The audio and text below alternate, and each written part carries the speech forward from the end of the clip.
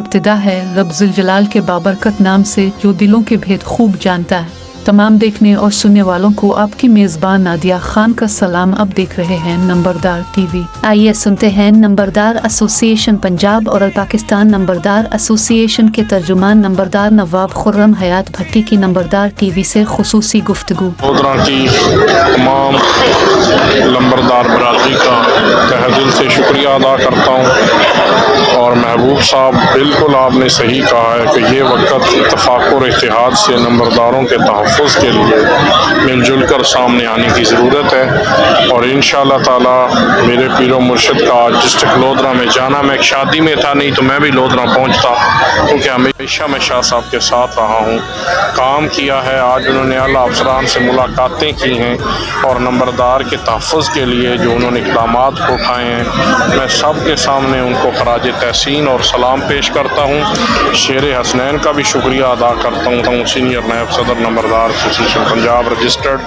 مار محمد شفیق نکیانہ ان کے ساتھ رہے ہیں۔